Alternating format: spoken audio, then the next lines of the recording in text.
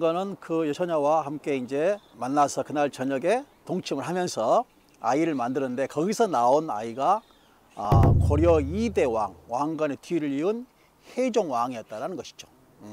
근데 여기서 결혼을 했군요. 그렇지. 그럼 그 여인이 도대체 누구냐 하면은 그 여자 장왕 오씨라는 여자인데 그 오씨라는 처녀의 원래 이름이 뭔지 알아요? 다른 이름이 뭔지 알아요? 염정아라고 그래, 염정. 낭자 이름 뭐예요? 그러니까 나 염정아인데요. 그랬어요. 나는 누구냐? 아니 왕건이잖아. 왕의 본명이 누구예요? 최수종이잖아. 그래서 최수종이와 염정아가 처음으로 여기서 만난 자리예요. 여기서 드라마 태조 왕건이라는 사극에 의하면. 근데 실제로 여기서 만난 염정아 곧 이 오씨 처녀가 두 번째 왕후거든요. 왕건의 첫 번째 부인은 그 결혼을 했는데 아이를 낳지 못한 거예요. 그 여자 이름이 누군지 아세요? 박상아라고 그래. 그렇지. 그 박상아는 아이를 낳지 못하고 몸이 안 좋아서 나중에 비구니가 됩니다. 그런데 여기에 있는 오씨 부인은 아들을 낳고 그 아들이 이제 2대 왕 혜종이 됐잖아요. 그래서 왕을 얻은 이 마을 일대를 왕을 용이라고 하잖아요. 그래서 흥룡이란 말을 하게 된 거예요. 그래서 여기 일대가 흥룡동이에요. 아주씨 흥룡동. 그래서 여기 있는 그 후로 나중에 왕이 된 후에 여기 근처에다가 절을 하나 지었는데 그걸 혜종사라고 해서 그 절도 하나 지었고 또 이 왕을 갖다 모시는 그런 사당도 있고 했던 것이죠. 몇 명이나 많은 줄 알아요? 우리나라 역대 왕 중에 가장 결혼 많이 한 사람이 왕건이야. 몇 명이 될까? 대략 짐작으로. 삼천궁녀는 아니고. 그거는 궁인들이고 그 삼천궁녀도 사실은 아닌 이야기고 29명의 부인을 뒀어요. 사실은 고려 왕들의 대체적으로 평균 부인이 3명, 3명은 2.5명 정도 기준이거든. 그런데 왕건은 29명의 부인을 뒀으니 굉장히 많이 둔 것이지. 왜 그랬을까요? 바로 혼인정책이라는 게 있어요.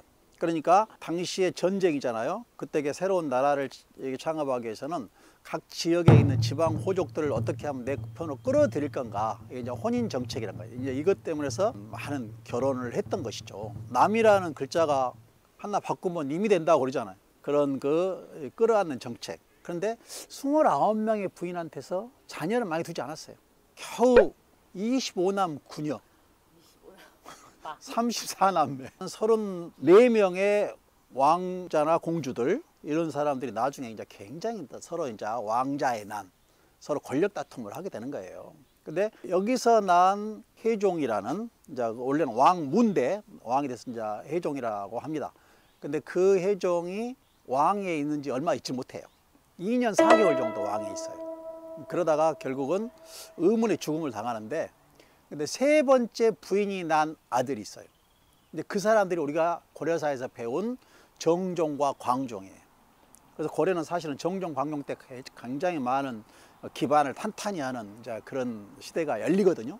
그래서 아마 그 세력들에 의해서 결국은 여기 나주의 호족인 그 오씨 부인의 소생이었던 혜종은 반명을 했을 것이다. 이제 이런 얘기가 나와요.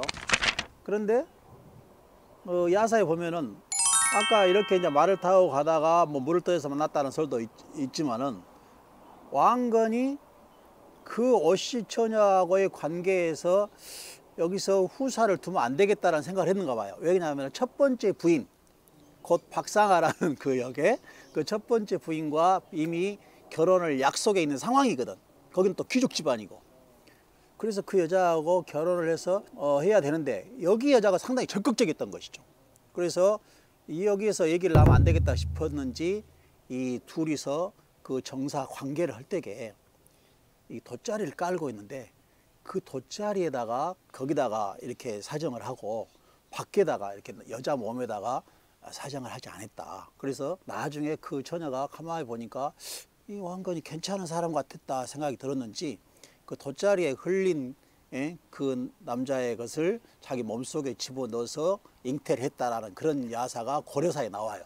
근데 그런 이야기가 왜 이렇게 나왔는가 보면은 사실은 세 번째 부인의 소생인 정종, 광종의 세력에서 나중에 2대 왕 혜종의 어떤 그 출생 신분의 이런 것들을 갖다가 좀 폄하하기 위해서 그렇게 좀 지어내지 않았느냐.